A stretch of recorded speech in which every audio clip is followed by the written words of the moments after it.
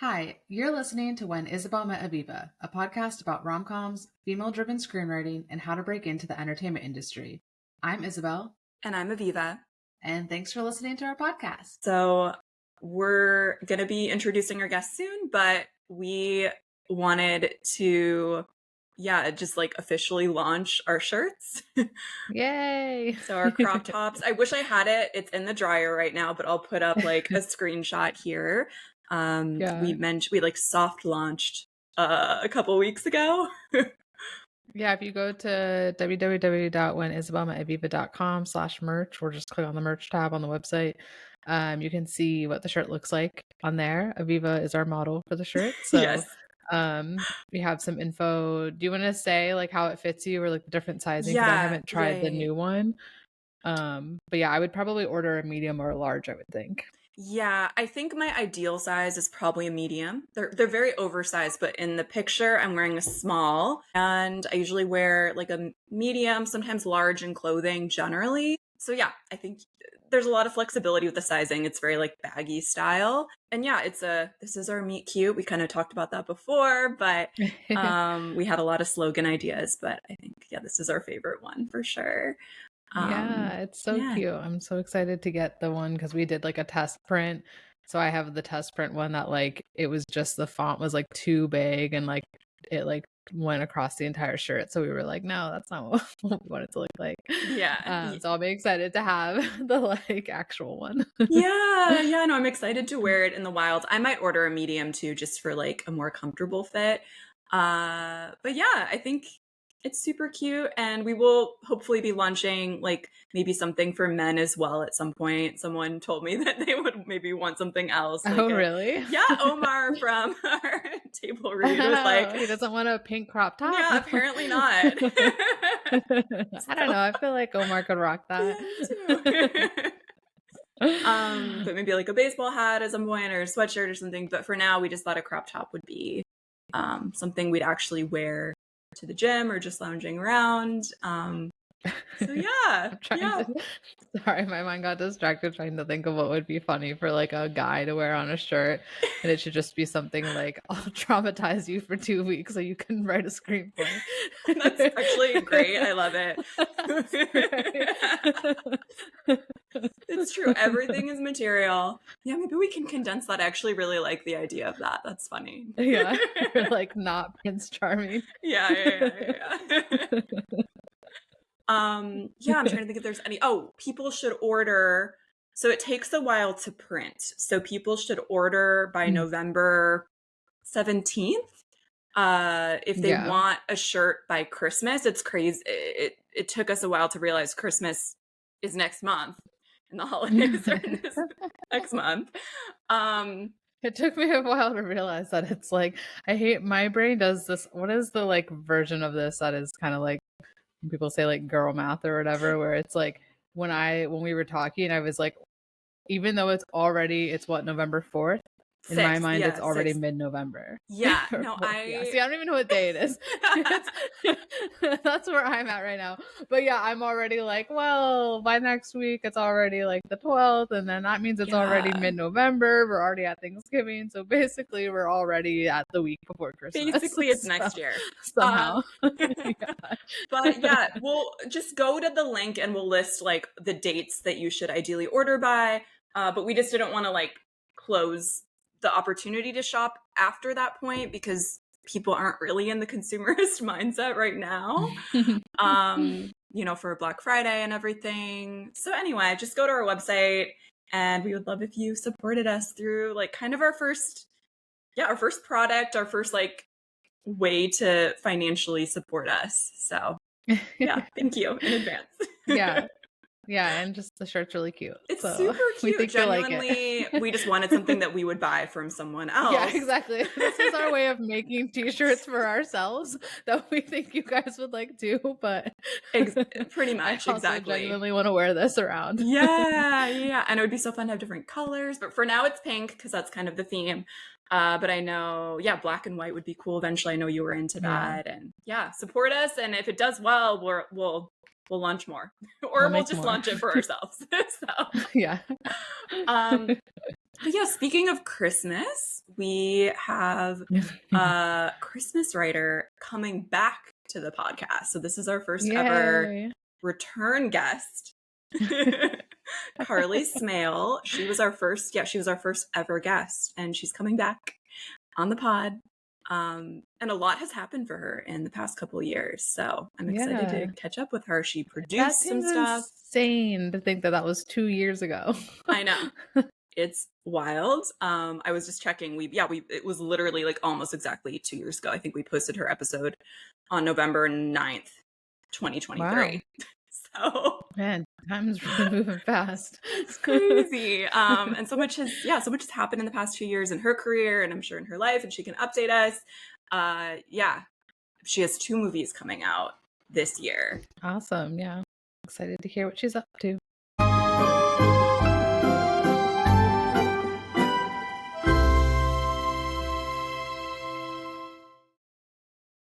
Okay. All right. Welcome back, Carley. It's good to see you. Thank you. Am I your first double? Yeah. Yes. You're the first guest to come back. Yeah. You're a reoccurring character now. Yeah.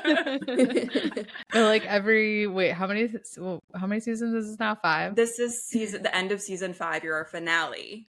And then she was our star in the beginning. Yeah, you're our finale. That's so exciting. So does that mean I'm the last one of 2025? Or that's not how your seasons work? No, we just kind of divide them. I don't know how our seasons work. 10 is a season. We do have another one scheduled this month. So no, not 2025, but yeah, season 5. Okay. Cool. Well, I'm happy to be back. Thank you so much for having me. Of course. So what have you been up to over the past 2 years? 2 years. Give us a whole recap. That seems so insane. Well, I mean, it's been an interesting 2 years for sure. I've been getting more experience on the creative producing side of things, which has been really cool. Last summer, 2024, I spent 4 months in Ottawa working on these 4 Hallmark movies called. Well, they're on an unwrapping series, so each movie is focused on a different character, and all 4 characters are best friends who own a gift wrapping shop. So that was a really interesting experience because I was in charge of the scripts and making sure that they all made sense once you watch all 4, in terms of if someone has curly hair in this scene in the first movie, they need to have curly hair in the 4th movie in this scene because it's technically the same day, Right. That sounds continuity. Yeah. I know. And I was and I remember the first, one of the most important parts of those movies is that all 4 girls are wearing these bracelets, friendship bracelets. And then the first day I was on set, someone was like, oh, they're not wearing their friendship bracelet. And I was like, I'm fired. Oh no! Failed the main thing. Yeah, it was day 1. I was like, okay, why am I here? But eventually I got better. And it was cool. It was really cool being on set and learning that side of things. And I got to do it again this year for a Christmas movie that's coming out. And I just fell in love. It was so much fun. I just had the best time working on a movie that's coming out this year called Thank God Christmas at Keller Ranch. So love it. And that's the one that has the actress from John Tucker Must Die. Is that one? Yes. Ariel Kebbel. She's so cool. She's so awesome.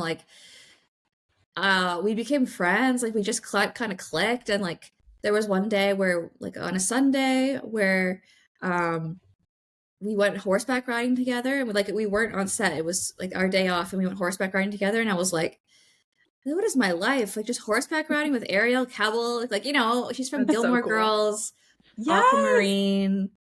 I never watched Vampire Diaries, but she's in that, and she's such a good actress. I was blown away. I was just I was just amazed by her and Tyler Hilton, how good they are at acting. Because sometimes on these movies you can be that was okay, but these guys were I like pros. Like I was like, I actually believe them, you know, when they're on screen, and I'm looking at the monitor and I'm like, I believe what you're saying. And like it was pretty amazing. That's awesome.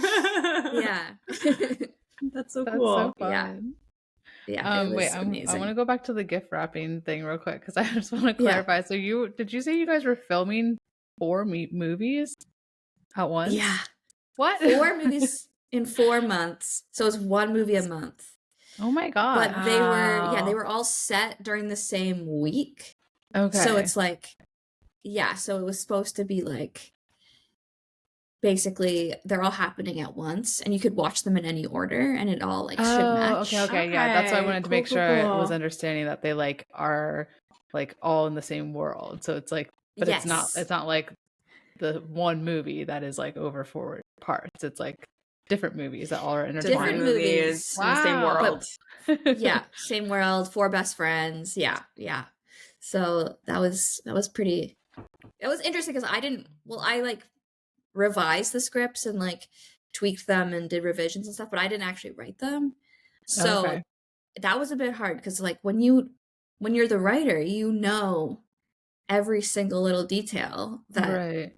But when you're not, it's like someone will be like, oh, you know, this scene says that they're supposed to be like, I don't know, like there's an earring or something, and you miss little details because if you're not the writer, you're not as invested in the story, which is why I think the writer should always be on set. Honestly, I just think it's such a asset. Yeah. But why isn't the writer kind of doing the continuity like with you, you know, in that sense, so that way you can like work together and like it would make it easier. Totally. So then this year when I was on set for Thank God, I was the writer. So I was like every single little thing. I was like, you know, for example, if one scene Tyler and Ariel's characters are like laughing together, I could like tell the director, oh, they shouldn't be laughing because in like the previous scene they got into a fight or whatever. So it should be more of like a serious feeling between them. And it's like little things like that like only the writer really is like super in tune to. So I was just loving it. Yeah. Can I ask a really quick tech question? Can you hear the crackling of my headphones right now? Or is it just in my ears? I think it's just in your ears. I don't hear any crackling. Okay, good. I think my headphones are just freaking out. I was scared to like, they're just like, oh no, I'm sorry. No. I just like don't want it to ruin your audio. So I was like trying to fix it. Anyway, can you like hear us? Yes, I can. Okay? It just sounds like staticky at the same time to me, and I don't know why my headphones are doing that right now. But I just hear a leaf blower. Okay, I'm like, good. No, I just didn't want to like ruin the interview. Seconds away from going and screaming at this man. That's good content. That's good content. Yeah, no, that would be good. Film it. Then you'll fall in love. It'll be enemies to lovers. Yeah, that would literally be the like my biggest ick is if I like fell in love with someone. You know when they say that joke, like if you like marry somebody and then you finally fly on a plane with them and you find out they like clap their hands at the end of the like, or like they stand up when the plane lands. That's what it is. That would be my ick, would be like finding out that like my person like loves to blow leaves with a leaf blower because I just always think it's the stupidest thing in the world. Like you just blow them to one side and then they just blow all over again. I love that. I know. I agree. Stuff. You got to keep this in. Yeah, maybe I'll just keep this in. This is another ick is, like keeping the car on and sitting there. Of course, if it's freezing, I get that. But like that's another ick that I'd be like, this can't work. You don't care about gasoline conservation. Do you have any icks, like Carley? I need to say an ick. Yeah, sure. What's your like ultimate ick? You know what? I really don't like a man in a V-neck. I really don't. That's controversial, that's kind of. Like they show up to the date wearing a jacket and then they take it off and they've got a V-neck. That is just a big V. Oh no, I can't. I feel like I can understand that. I get it. It's like a high V, okay? Or just like any V. Any V-neck. I don't love a V. Yeah, I'm trying to like imagine the last time I saw a guy wearing a V-neck now. Yeah, I'm gonna pay more attention know. now. Because I do like I a mean, I V-neck think I could sweater. get over it. Yeah. Just start buying him new shirts. Yeah, I could get over it potentially if he was like loved it, but I would just be like, you know, can you at least like wear a sweater over top or something, Yeah. you know? Over top the V-neck. Yeah. I love it. I love it. Yeah. This is a great little side tangent. Where were Yeah. we? I like talking about icks. I feel like that should be in more rom-coms. It is fun. Like even that topic. Yeah. It's true. So okay, so the one on the ranch, you were the writer. Were you the producer or just the writer? Yeah, so I'll tell you a little bit about that one because that one's Yes. really unique and interesting. Is that okay? So in the summer of 2024, when I was in Ottawa doing these unwrapping movies, I got a call from an executive at Lifetime that said, we have like the rights to this song, Thank God, by Kane and Caitlin Brown. I don't know if you guys know them, but they're like pretty big country stars. And the song is like quite popular. So they said, go away and listen to it and then come back with us with a pitch that has to do with like the themes of the song, which is like family, faith, forgiveness. And they also were like, we want horses. So those were like my points that I needed to hit. So I went away and it was interesting because I was actually doing research on equine therapy at the time because I just found it so fascinating, which Aviva, you might have like some thoughts on this, but because I just know it's like really helpful for people if they've had any injuries or like if there's been some trauma in their life, just like for mental wellness. And thought it was so fascinating. And I don't think, as far as I know, like no one's made a movie at Lifetime or Hallmark on that subject, although I could be wrong because there's so many. But I just thought, oh, that's a really cool concept about a woman who's an equine therapist, and then the client that's injured would be the love interest. And so I just started thinking about fun kind of ways that could, you know, be the romance. And so I made him a hockey player who gets injured on the ice. And then, yeah, I went back and I pitched to them and they were like, we love it. Now you have to pitch to like a Zoom of like 20 people, including like Caitlin Brown.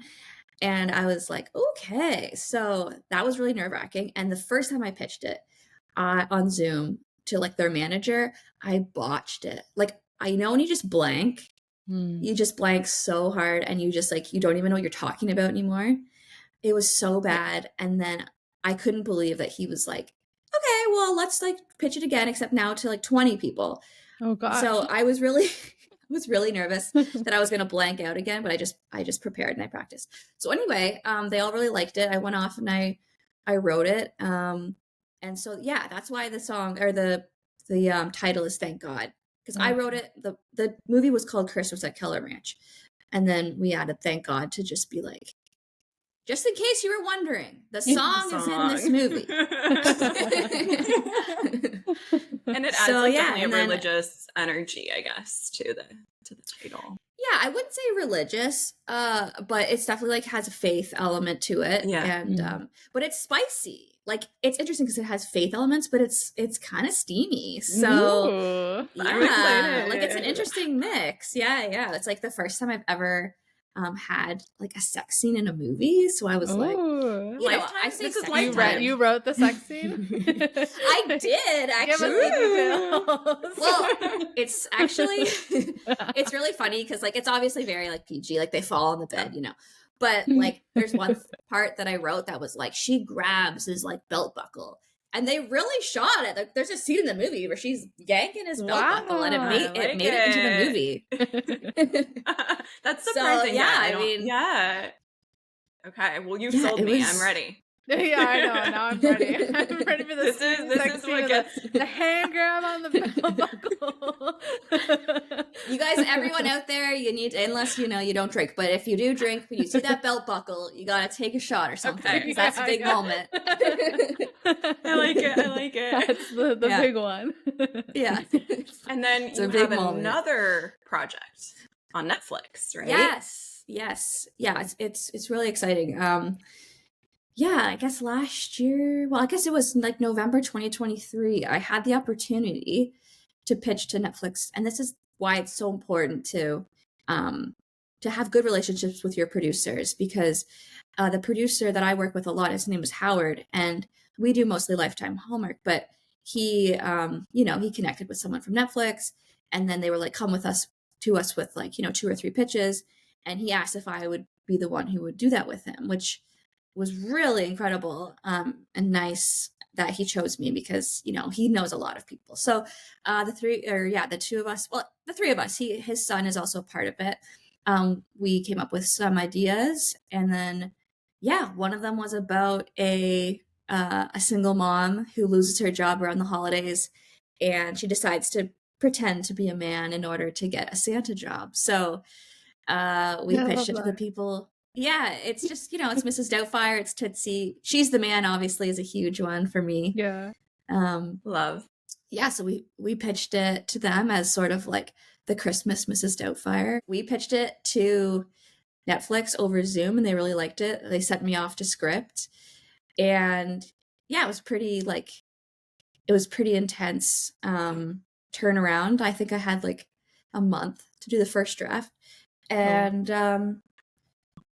it was from January 2024 till like about July of that same year that I was writing, doing revisions and stuff.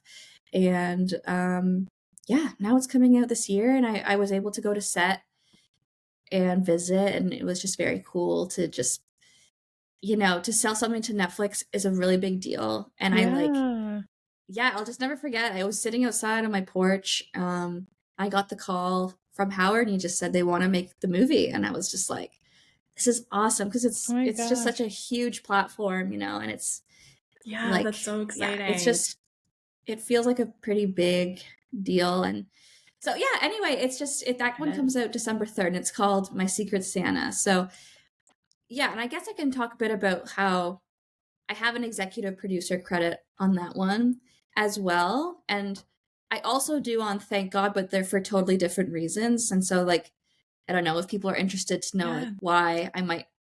So on Thank God, it's because I was hired to be on set to be a creative producer. Okay. And then for the Netflix one, it's because it was an original idea. It wasn't a Netflix idea.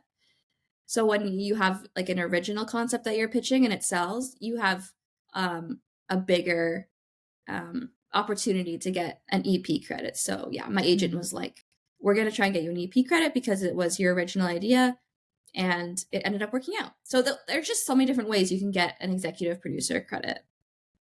That's so cool. Yeah, I'm that's so excited for you. I know. You're living the dream, the screenwriting dream.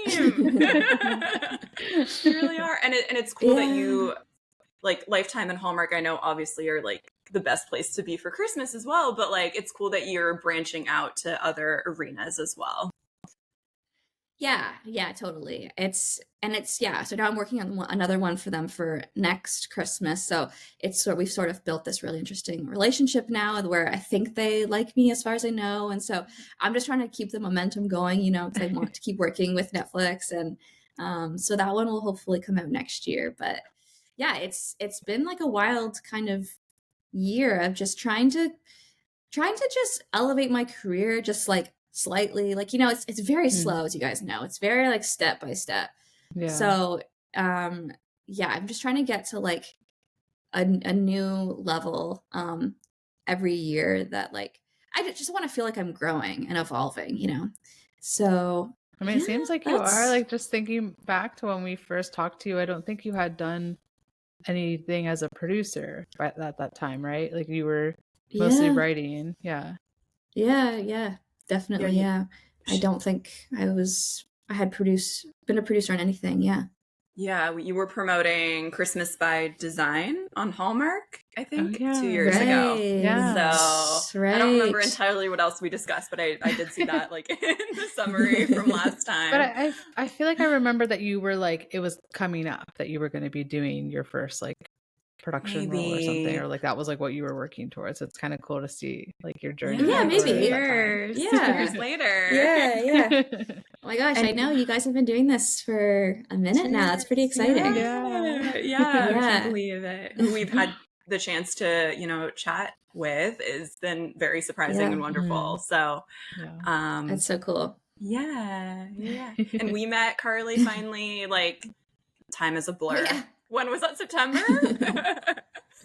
Yeah. So. Yes. Yeah, the 10 Things I Hate About You outdoor screening with the miniature screen. Oh my gosh, we were so confused. Oh yeah, she was telling me about that. That seems like that would have been so hard to like watch. We should have just like watched on our iPhones at the same time or something. I know. I was telling my family, I'm like, it's like inviting like a party over to your house and then you're all watching a movie on an iPhone. Yeah. Everyone's like, weird. No, it was fun though. It was so cool to be at that school because that movie like means so much to me. Yeah. Oh, same. Yeah, and meeting you. Yeah, that was really special. It was cool. Yeah. It was cool to like, well, because we had our blanket up close, and I just kind of like spun around. I was just like looking around, and then I just saw you. I was like, oh, there she is. Thank you. And then I ran into like someone else randomly, and it was a happening event. Yeah, I know. You knew a lot of people there. You were like the popular girl. But then I can see that. But then also a friend just happened to be there. She was the Bianca. Yeah. I wish I could dress like Bianca. I like tried to. I really wish I had more cat like clothing, like cargo pants. Like that's how I'd like to dress, but I don't own anything like that. So well, just got some combat shirt. Boots. Yeah. Have a bogey shirt for sure. Yeah, love the bogey shirt. You guys, you still got to get Kiwi and Karen on this podcast. We would love to. Yeah. They are on our list. I just did contact actually one of their managers because I was like, maybe DMing isn't the way to do it. Maybe talk to their team, you know? So TBD, I'm manifesting. They're on my vision board, so it's gonna happen. Yeah. One of these days. Yeah, for sure. We still haven't talked to like any actors too, right? Like bigger actors or actresses that we've been. I've tried. I've tried to get Drew Barrymore, Reese Witherspoon, Mindy Kaling. Oh, you're starting. That's like you're really, starting high. really big. Well, that's a good transition, Carley, for your podcast. You relaunched your podcast recently, right? Yes. It's called Teenage Dirtbags. Dirtbags is spelled with a Z at the end, or a Z, as you guys say. Yeah, you sounded Canadian right there. Yeah, that was very Canadian of you.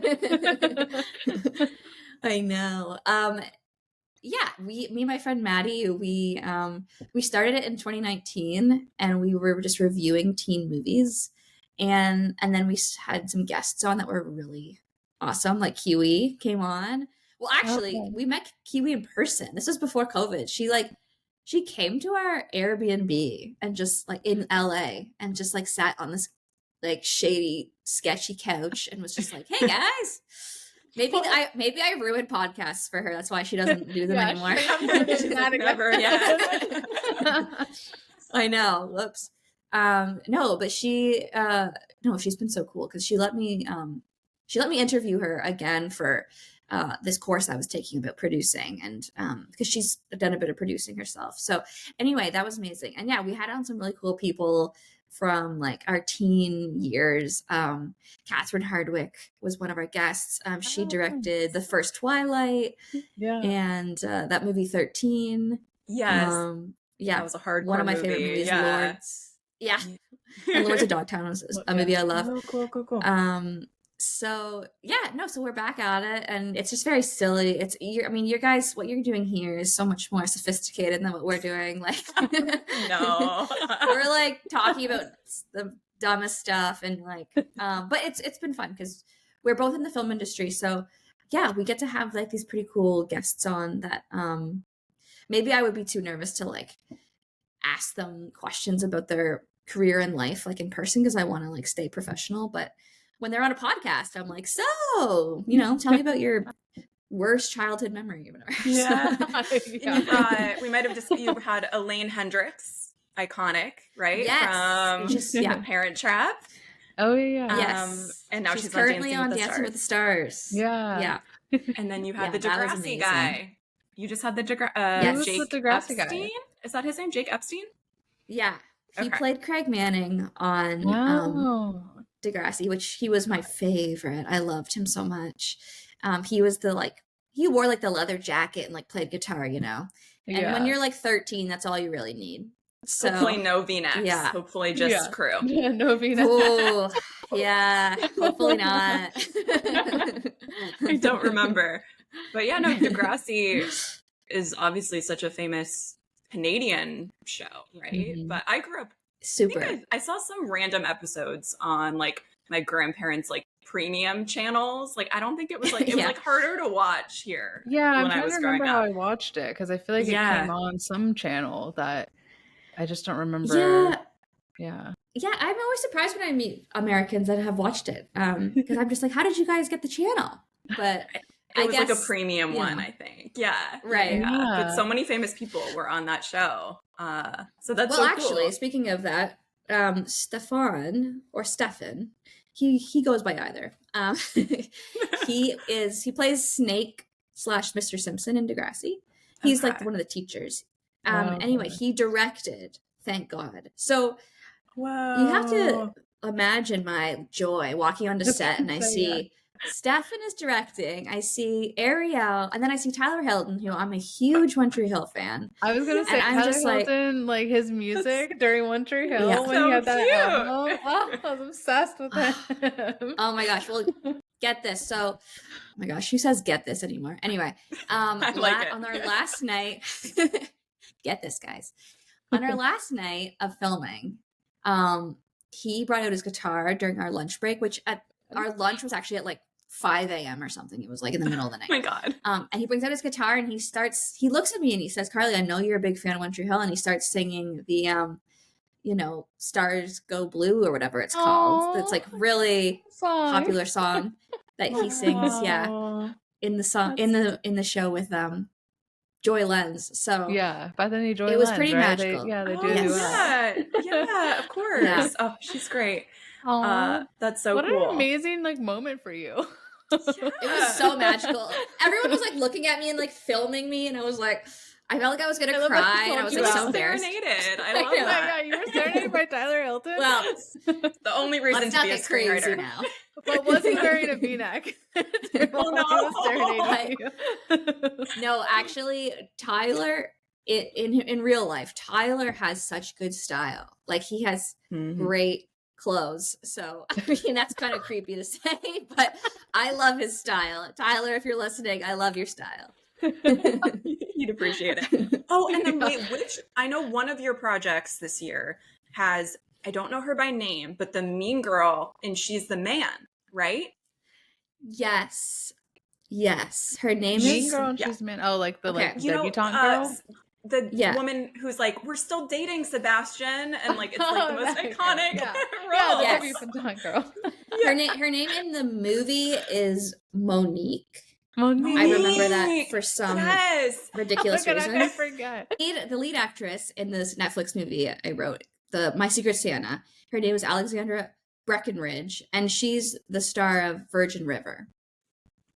So yeah, Gosh, that's her. Because I've seen Virgin Yes. River. I don't yes, think I know. I was realized. shocked. Oh my gosh. No, I never connected the dots until this moment. I didn't either until I was on set and somebody made a comment about She's the Man, and I was like, oh my gosh, she's Oh my Monique. gosh. Yeah. That's Wow, incredible. so many- So you I feel like this movie, like so many different things were coming together for you, like from your life. I know. Yeah, it was so funny though, because I feel like I haven't actually met her, because every time I was only on set for a couple days, and every time I saw her, she was in full Santa. Like she was in full prosthetics where she was Oh an my old gosh. man. that's So wild. I'd be like talking to like an old man, and it has like her voice, and she's like, so like, where are you from? And I'm like, whoa, this is so strange. So it actually feels like I've never met her. Yeah, that'd be so wild to like Yeah. yeah.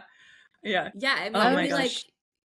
yeah, like talking to Robin Williams, but only when he was dressed as Mrs. Doubtfire. Like it's just it was, like, Yeah, so very it's not bizarre, really right? the person entirely. Yeah, that's wild. I'm so Yeah. excited to watch this movie now. I want to see the Yeah. like Santa prosthetics of like her Yeah. pretending to be an old man. Yeah, no, it's a pretty fun movie for sure. Yeah. And Ryan Egold is the love interest, and he's the main guy from New Amsterdam. It's a doctor show. Yeah. And he was on Yeah, so 90210, the reboot on the CW. Trying to remember who he whoa. played. He was I like didn't know a that. hot teacher. I think he was on 90210, I'm pretty sure. And also, Oh, he was a teacher. I think he was a teacher. He wasn't, yeah, he would have been too old to be a student. I was very into okay. like the CW shows in that at that period. Oh yeah. Oh yeah. They were so Absolutely. good. Yeah.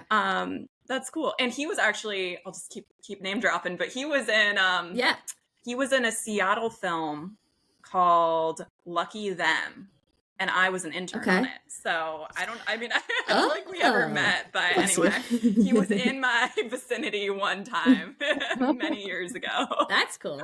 Yeah. That's cool. Well, yeah. Okay, well, I'm curious, like, you know, because, like, how are you guys feeling? I know you kind of do your catch-ups at the beginning of your episodes and stuff, Yeah. but, like, how are you feeling in terms of screenwriting? And, like, are you feeling motivated still? Are you feeling like it's just so hard? Like, I'm just curious where you guys are at. I feel like, you know, I appreciate it's just such a hard therapy time. thing to. Yeah. Yeah. Therapy time. Yes. Yeah. It's up and down. Yeah. Yeah. It's slower than, of course, like I think we, anticipated. We always think, oh, we're about to sell something. Yeah. And then so much time passes. And then, yeah. So I think today I'm feeling more encouraged, but like yesterday I was feeling really discouraged. So yeah. What about you, Isabel? Yeah. Honestly, I think I've just had a lot going on in my life in this year that it's kind of taken a bit of a backseat for me, which I've honestly been okay with, because I think for me it's more important to sort of like live things and then write about it later. So I feel like I have like ideas and I've done a little bit of writing, but I definitely find it hard to juggle like having a full-time job and then also writing. And like when I think back on like the last couple years, because I feel like because Aviva and I were both kind of like almost got there, right? Like we both like work with producers. We like I did 2 movies with my producers, and I'm like proud of those scripts, and like, but it is kind of like a weird feeling to feel like, well, now it's kind of just like a waiting game, I guess. Like, is anything gonna happen? Like when I think about like the Christmas movie that I wrote like 2 years ago, it's just kind of like, did they just like give up on it? They don't want to like tell me that, and then it's like, so it's a little like sad, but I think at the same time, I don't feel like that down about it, because I think for me, I'm in this for like the long haul. Like I kind of always didn't expect anything to like happen right away. I think for me, the issue more so falls in the like juggling personal life with trying to be a writer when you have bills to pay and you have to like, you can't like not do your full-time job. And my full-time job is also just really demanding because it's so like connected to like our political climate right now. So it becomes hard to like put my writing or any creativity before like feeding people. Totally. So that's my daily struggle. I know. It's hard to be creative when like everyday life is sort of hard. And like I feel like it's sort of like hard for everyone right now, because it's like everything's so expensive and it's hard to be creative when you're just like, I need to just like pay my bills. And like so I totally get that. Yeah, sometimes I feel like it is like a nice outlet to have. Like honestly, doing our table read, that was like really therapeutic for me, because I kind of needed that a little bit of an escape to just like focus on something else. But then even after we finished that, I'm just like, oh my gosh, and now 40 million Americans are facing not having their SNAP benefits. So time to go back into the real world. Totally. Yeah, I know. It's a wild time. So I'm glad you guys are still like doing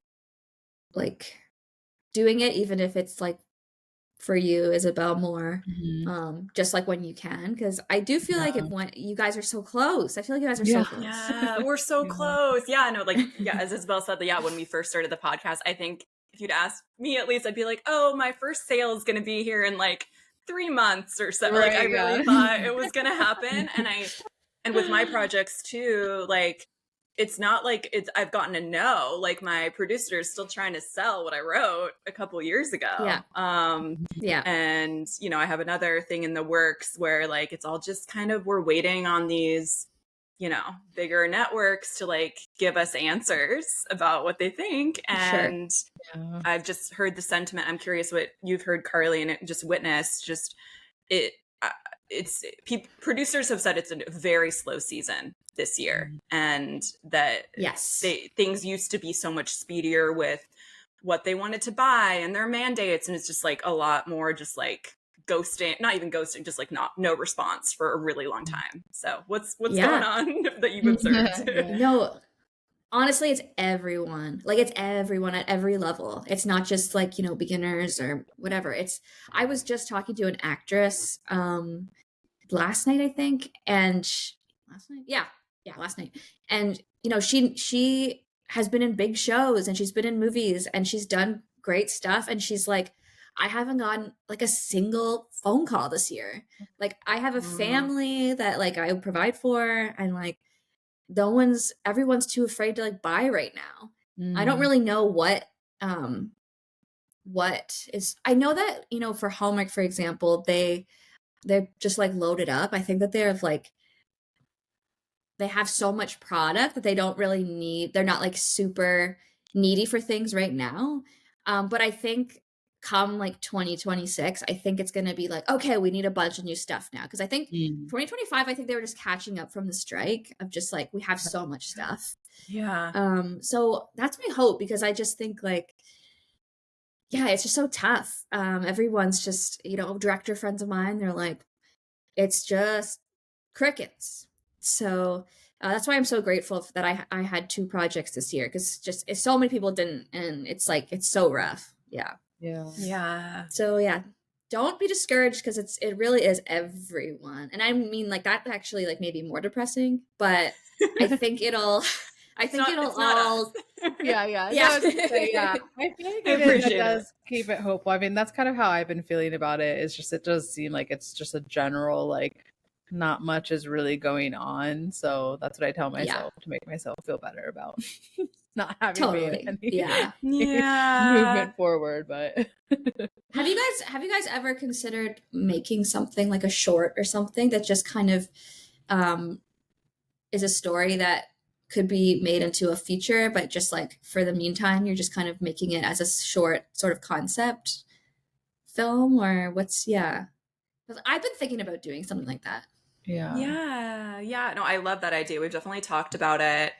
It's just hard to start, I guess. Yeah, I know. And like doing it yourself. Like, in my dream life, I would be producing features one day. But but yeah, what are you thinking of making, Carly? Yeah, I'm really interested in producing now. That's sort of where I want to. I want to be a writer producer for sure, and it's so much more fulfilling to get to be a part of the creative process when you're talking to directors and you're talking to the actors, and you're telling the makeup people how you imagined their makeup in this scene, or like you actually get to be a part of the creation of this thing that you wrote, as opposed to just like you sell it and then you never hear about it again until the final product's out, and you're like, oh, okay, I guess they changed that and that, and like you don't really have a say. It's tough because like sometimes you can hand stuff in that you're really proud of, and then the final product is just nothing that you expected it to be, and it can be really disheartening. So yeah, I'm really interested in just trying to make stuff, and so I might make like a short film in 2026 that I have an idea for, like a buddy comedy that is about 2 step siblings that go and try and find something that they buried in a time capsule that they think might be worth a lot of money now. Oh, that sounds fun. Nice. Yeah. Yeah, so I'm just trying to do other things that that just can like really be fulfilling in like a different way, and hopefully, you know, try and get into film festivals and stuff and do that whole thing. Just to like, yeah, because I want to learn more about, you know, budget and how all these different things, these aspects work.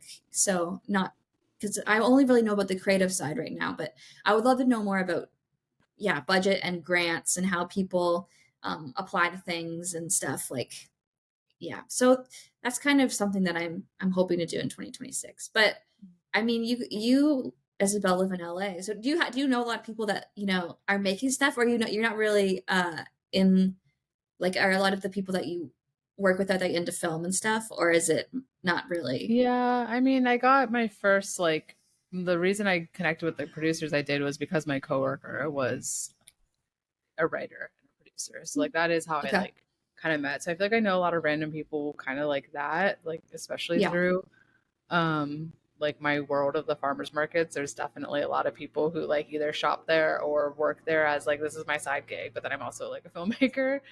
Yeah. But and yeah, like I mean like a big thing I want to do that actually I would love to do in 2026 is actually do a documentary about farmers markets and like get to do like I would ideally be like a producer on that. So like I'm hoping so like that's my kind of way I think of like still staying connected is like I talk Yeah. a lot about that with my coworkers and like I've looked into applying to grants for that and so I'm Cool. really trying to like push that forward because that's something that like is kind of a mesh of the two worlds for me that I think I could Yeah. kind of see like that actually happening and getting to tell some of these like stories of like the farmers I work with. So that's kind of on my like 2026 goal list of like, and ideally, you know, Zac Efron would be in that. Yeah.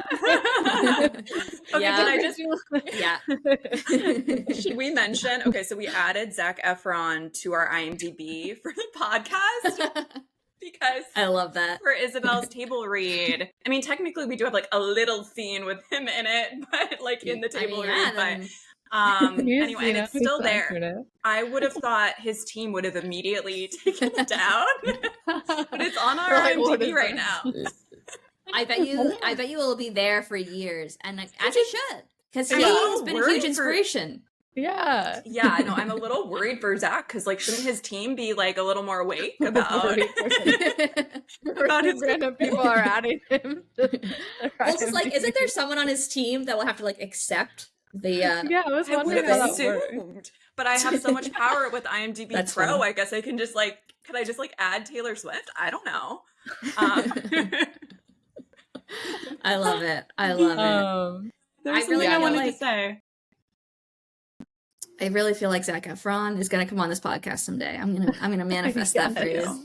It's gonna happen. Maybe at the live show in Austin. Yes, I was talking to Carley about this because I went to AFF and I was like, why isn't there a rom-com panel? Specifically, why isn't there our podcast having a panel? Why? Yeah, 100%. So I was texting Carley. I was like, it'd be so cool if like you were on our panel and we had some other guests. Like we could convince like Jessica Bettinger to come back and talk about Bring It On and that sort of thing would be so cool. Yeah. No, I've been really loving the podcast. I listen to every episode on it, and I don't just do it because like I feel like I have to. I listen to it because I really enjoy it. So I learn a lot from all the guests. Honestly, it's really informative and just like it's so cool the people that you've had on to talk to and and like some people I just would never think to interview, like the costume designer for Clueless. Like that was such a cool episode. Thank you. Yeah. No, it's been really cool. Special. Yeah. What else are we manifesting for next year? Yeah, we should do before we jump off. Yeah, we got to manifest for 2026. Manifesting. Side note, I did want to say I'm probably taking a documentary filmmaking class for like my grad program next quarter. So very aligned. Cool. Bringing it back to what you were saying about documentaries. Yes. I'll let you guys know what I learn. Because I guess I'll be like, if I take the class, which I am, just producing a little project, I think. Yeah. maybe I that'll be love that. informative. Cool. Yeah. Yeah, Yeah. I think okay. documentary would be like a cool way to do, because there is like a narrative aspect to that, right? So like that's where Yes. I Totally. want to like be a part of that. And then obviously like getting to like produce it would be really fun. So that's definitely a top of my, like it's like a work goal, Manifestation. but it also is something that kind of like keeps me feeling like I'm doing something related to film. Yeah. But No, I actually love that idea. I really hope you do it. I think it's great. Yeah, that'd be amazing. Yeah. Yeah, for manifesting, I mean, I say this every year, I want to get my first credit or at least sell a script. Yes. Yes. But that's like kind of out of my control, but I'm manifesting it. It's happening. It can be hard to kind of have such an external goal that's a little out of my control to an extent, you know, that's hard as a screenwriter. I think it'll happen one day. It's just like, I don't know when. It feels close, but you just don't know. It will. It will. It will. Don't worry. Don't worry. So I would also love to make a little short maybe at some point. But what were you going to say, Carly? Yeah. Oh, I was just going to say that, you know, our girl Nora Ephron, she didn't write screenplays till she was in her 40s. So we got lots of time, you know. Yeah, that's nice. Yeah. I know whenever I think about all those people who were like successful later in life, it is kind of a nice reminder of like, you kind of just need to live life for some time and then you can start writing about it and pursuing I mean, it. one of my favorite directors ever who just inspired me so much, and unfortunately they have passed recently-ish, was Lynn Shelton from Seattle. Yeah, I worked on one of her films. I was gonna say, we talked about this. Oh my gosh. I worked on I am so jealous. Awesome. That's the one with Keira Knightley, right? Yeah. I was like I was a production assistant. That was like my first PA gig. So yes. And yeah, I found her so inspiring because she was 39 and she was just like, I want to try directing. I've never done this before, but like she did like really low budget stuff and she had like a really unique voice. So she would get into like a lot of cool festivals. And then, I get really inspired by people who like are late in life, like go-getters. Cause I just feel like when you hear stories about someone who's like, oh yeah, I like produced, you know, I sold a show when I was like 22. You're like, ugh. Lost. Right. Yeah. I always am like, I feel like for people that are listening, if you're just feeling like, oh, it's so hard, like it's never gonna happen, like if you really love it, if you really do love it, I think it will happen. So I think that's a really good point. I think just not giving, like, even though I'm discouraged a lot, it honestly depends what time of the month and like, you know, it depends like what hormonal phase I'm in as well. But like, I do just think persistence, like that's the only, like, I'm not going to stop writing or trying to sell stuff. So like, it's going to happen eventually, you know? So it will. Absolutely. Absolutely. Yeah. Okay, that's a good manifest for 2026. Yes. I would say mine is probably just like, well, I'm going to go big for this. I'm going to say I want to sell a show. Ooh. Yes. Nice. Yeah. Do you have concepts already? Yeah. Yeah, I have 2 that are out right now, like just being reviewed by different people. So, yeah, it's a big leap, but yeah, I feel like I'm ready for something like that. So we'll see. We shall see. Manifesting. That's so cool. So would you ideally, you'd be the showrunner or would you sell the pilot or how does that work? It's a great question. I think that as far as I know, I was sort of talking to my agent. He was kind of like, you would probably attach a showrunner and then you could be like the junior showrunner and kind of learn the ropes. And then like, if you enjoyed it or you were skilled at it and good at it, you could probably then become showrunner at like later seasons or whatever. But yeah, I don't know. I think it's hard to just be like a showrunner right out the gate, but who knows? I don't know. That's a good one person. You guys should have on a showrunner. Have you ever had on a showrunner? Yeah, have we? I don't think we have. Yeah. I don't think so. We haven't focused on TV as much. Right. Although like our last episode, you know, was with the TV director, you know. Yeah. So. Yeah. The showrunner of Nobody Wants This, a woman. Yeah. No, I've tried to get I've tried to get her on. I've tried to get She said no, but maybe one day Okay. she will say yes. Try again. Yeah. She's probably really busy. In She's fairness. so that's busy. true. Have you guys seen the new season? Mm-hmm. I have, yes. Did you like it, or you can be honest here? Maybe share thoughts. I enjoyed the first season a lot, and I didn't love the second season, to be truthful. Same. Yeah. I give it like changed. a C. Yeah. It was I feel like really. I'm not rooting for them anymore. I know. Like, I don't think they are good together anymore. I know. That's I the was problem, right? Yeah. I don't know what happened, because I used to be really into, is his name Noah? Adam Brody's character. Suddenly he gives me the ick as well. Maybe just a lot of men do right now, but I don't know.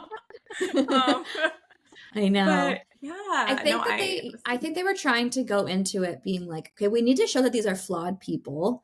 And then I think it just went a little bit too flawed, because by the end I was like, maybe you guys shouldn't be together. Like, this just doesn't seem very healthy. Yeah. I actually thought that's what the conclusion was going to be, and I was kind of like here for that. And I was like, this happens in life. You date somebody, and then along the way you realize that it's not the right person. And I was kind of here for that conversation and stuff. And then it didn't go that way, and I was like, no, this isn't good. I'm glad we feel aligned on this, because I've been really confused by people who say it's good right now. We're not getting them on the show now if we're insulting. No. Okay, I do really like. Okay, I had problems with the timing of it too. Like, it felt like the time jumps were like big to me. Like, I really didn't like the sister dating the therapist storyline. Like, that kind of came out of nowhere to me. Yeah. But I really liked her character, and I really liked how they handled the like situation between like Sasha and Esther. And I always forget the sister's name. Oh yeah. Oh my gosh. What is her name? Yeah. What is Morgan? Morgan. Yeah. Yes.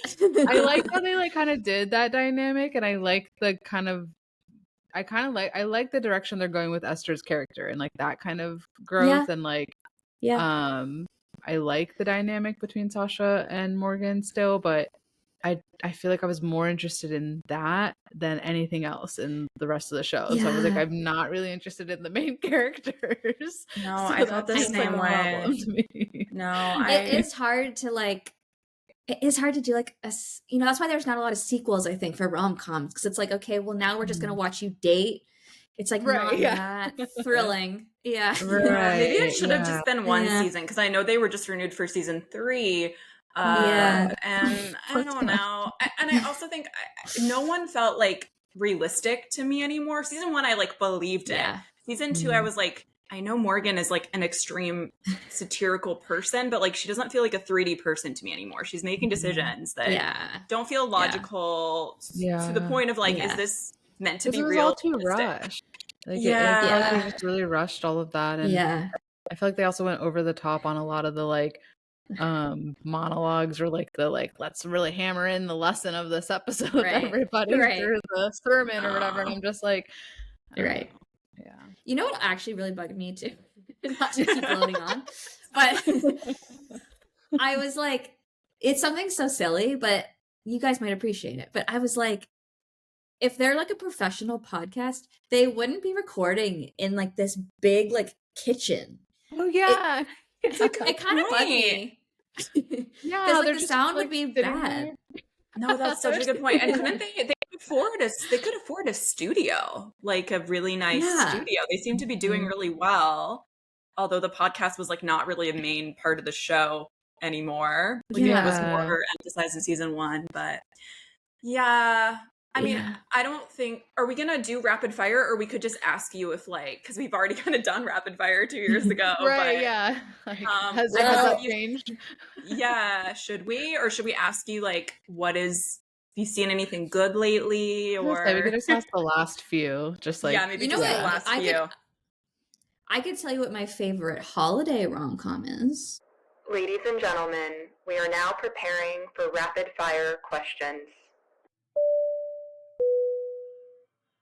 Oh, okay. Tell us. If you want me to do that. Yeah. Okay, what is it? Now you're like cropped if I have one. Okay. It's not really a rom-com, but there is romance in it, so I hope you accept it as an answer. But I want to say it because not only is it one of my favorites, but it also is with the late Diane Keaton. So The Family Stone is Why did I one know of my you were going to say favorites. that? Did I you just say love that it. before? Maybe. I love it so much. So that is going to be a hard one to watch this year, but yeah, I just love how cozy that movie feels, and I just love that family dynamic, and yeah, and I love Dermot Mulroney's turtleneck. Not Ooh, so you like a turtleneck. You just don't want. We don't want that little V. You don't want any chest. Yeah, No. I get it. Yeah, cover up. Yeah. That is a really great movie. I do really. I love need that to movie. rewatch it. I don't really remember it, but but you know what else I'm excited about? Oh, sorry, what were you gonna say?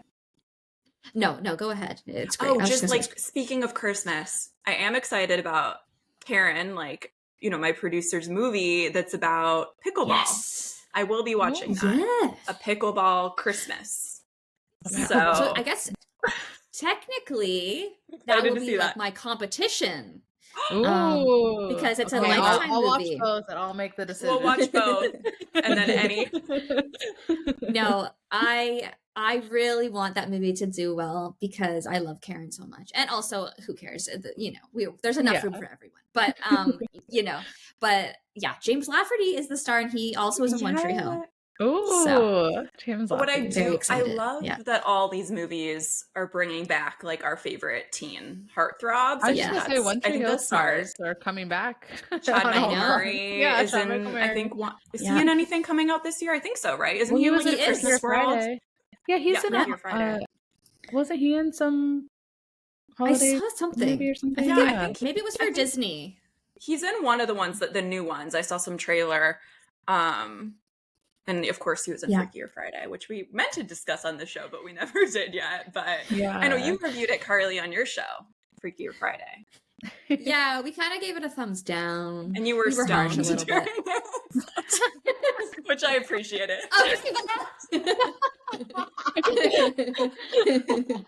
Listen.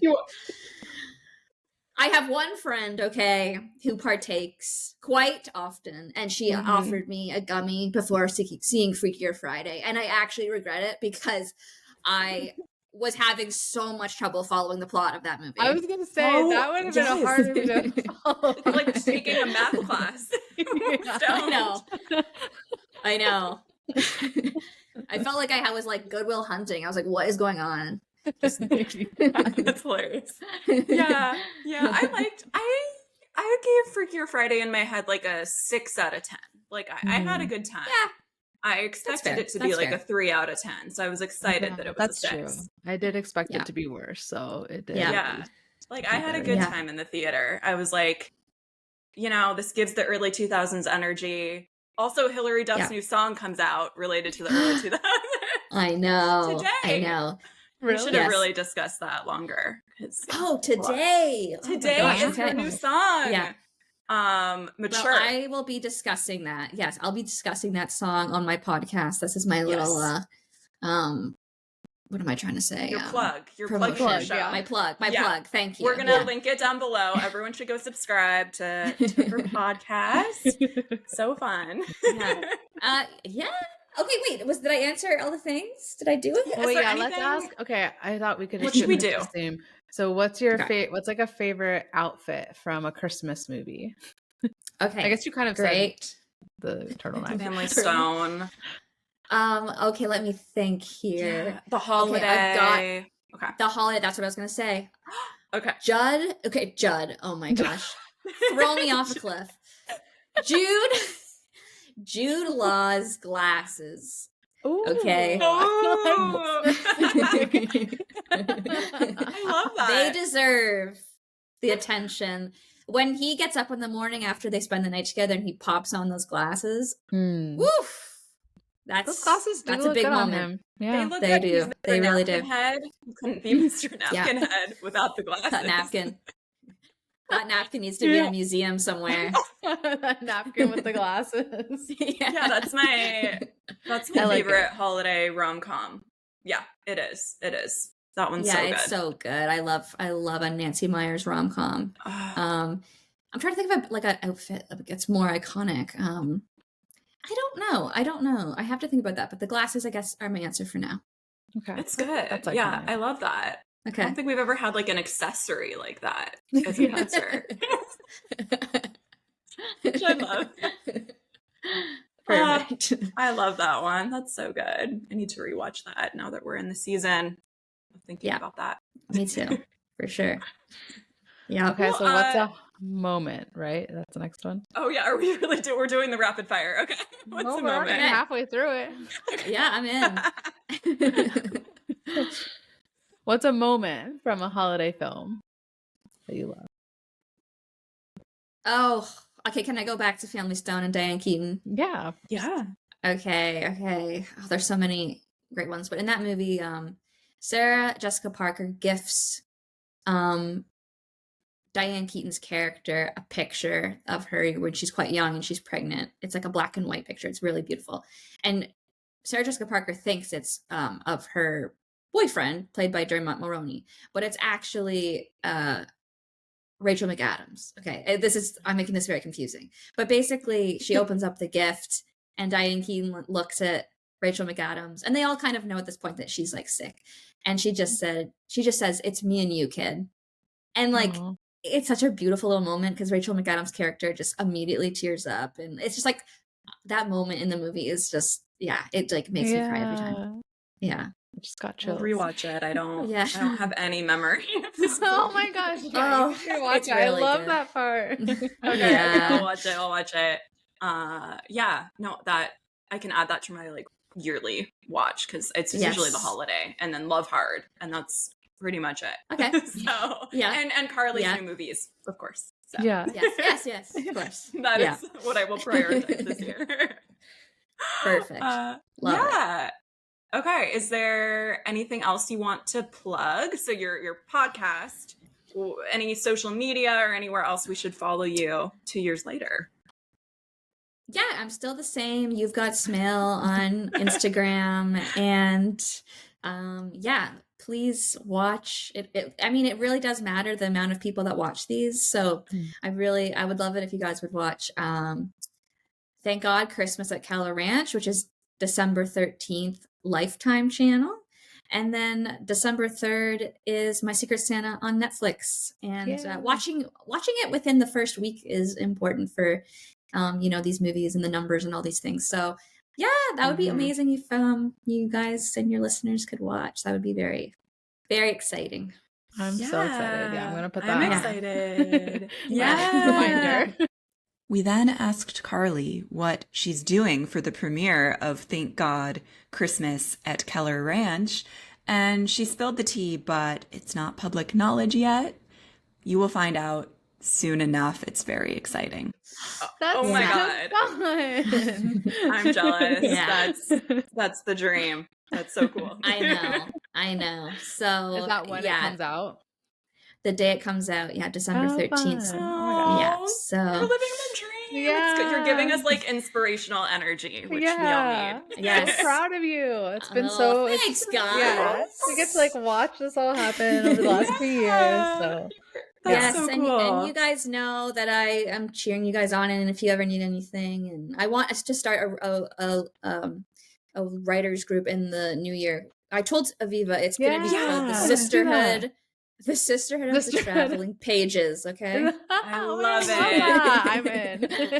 I just want to write something next year. Like, that's honestly just like, I mean, I want to sell something. Just to write something. Yeah. That's what we can control.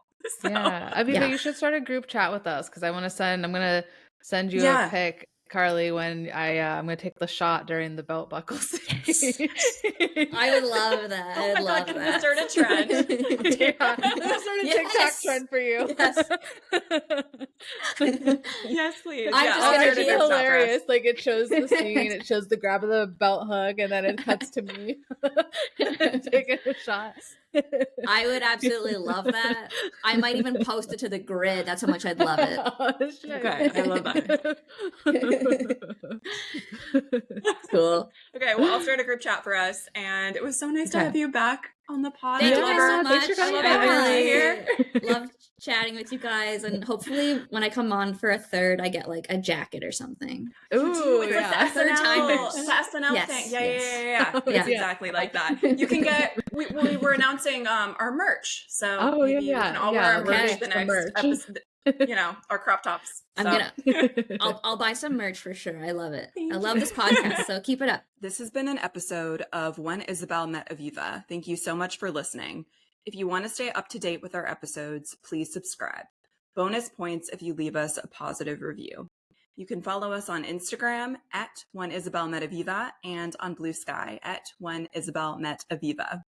You can also find our personal profiles on Instagram and Bluesky too. Feel free to reach out if you have any questions or need any advice about your screenwriting career, or if you just want to obsess over rom-coms with us. And don't forget to watch and write as many rom-coms as possible.